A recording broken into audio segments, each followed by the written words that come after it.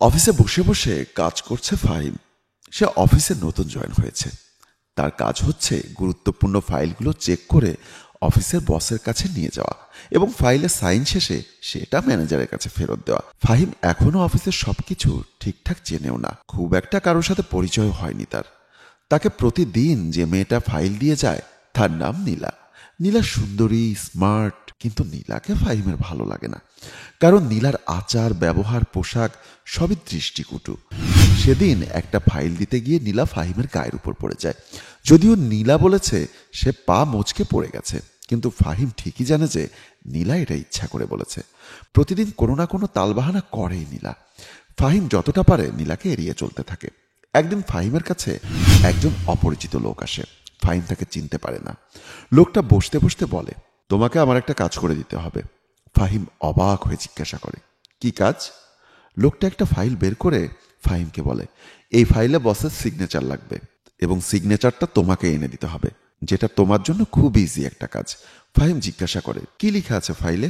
লোকটা একটা মুচকি হাসি দিয়ে ফাহিমের কথার জবাব না দিয়ে বলে, কাজটা করে দিতে পারলে তোমাকে 10 লক্ষ টাকা দিব। লোকটা ফাহিমকে লোভ দেখায়, কথার জালে তাকে ফাঁসানোর চেষ্টা করে। ফাহিমও বুঝে যায় ফাইলে ঝামেলা আছে, না হলে একটা সিগনেচারের জন্য কেউ 10 লাখ টাকা দিতে বলতো না।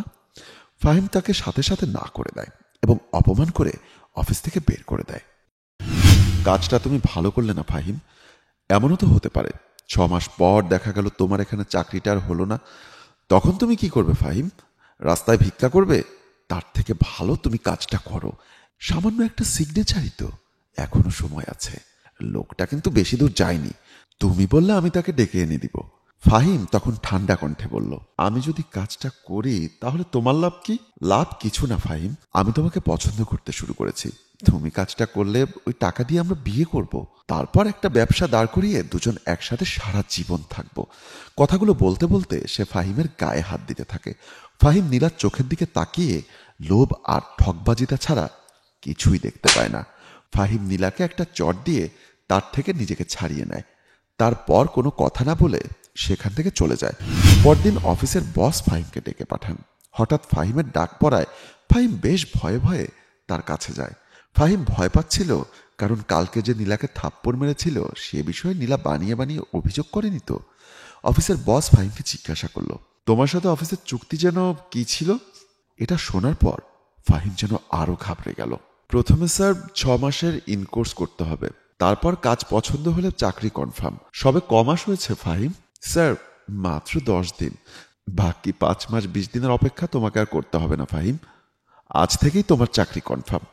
ফাহিম বেশ অবাক হয়ে যায়, সে কিছুই বুঝে উঠতে পারে না। ফাহিমকে অবাক হয়ে তাকিয়ে থাকতে দেখে বস নিজ থেকে বলতে শুরু করলো, শোনো, কাল যে লোকটা তোমার কাছে এসেছিল তাকে আমি পাঠিয়েছি।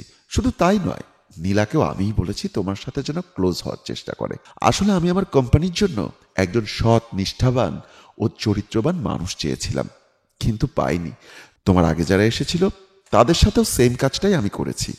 কখনো নীলাকে পাঠিয়েছি, আবার কখনো বা টাকার লোভ দেখিয়েছি, কিন্তু তারা সবাই টাকার লোভে পড়ে ফাইলে সাইন কিংবা নীলার খারাপ আচরণে সায় দিয়ে দেয়। আমি তাদের সবাইকে চাকরি থেকে বরখাস্ত করি, কিন্তু একমাত্র তোমার বেলায় আমি ভিন্নতা খুঁজে পাই। প্রথমে যখন দেখি নীলার আচরণে তুমি কাবু হচ্ছ না, তখন ওই লোকটাকে পাঠাই, কিন্তু তাতেও তুমি তাকে না করে দিলে। তখন নীলাকে বলি তোমাকে প্রেম দিয়ে কাবু করা যায় কিনা, কিন্তু আমরা সেখানেও ব্যর্থ। তবে তোমার সততা দেখে আমরা সবাই মুগ্ধ হই।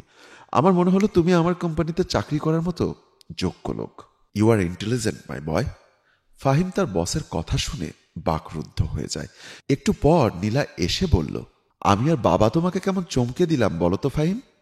কথাটা বলে নীলা হাসতে থাকে। বাবা মানে? আরে বলতে ভুলে গিয়েছিলাম, নীলা তো আমারই মেয়ে। বন্ধুরা, কেমন লাগলো আমাদের আজকের গল্পটি? আমাদের গল্পটি যদি আপনাদের কাছে বিন্দু পরিমাণও ভালো লেগে থাকে তাহলে অবশ্যই লাইক, কমেন্টস এবং শেয়ার দিয়ে সবার মাঝে ছড়িয়ে দিন। ধন্যবাদ সবাইকে।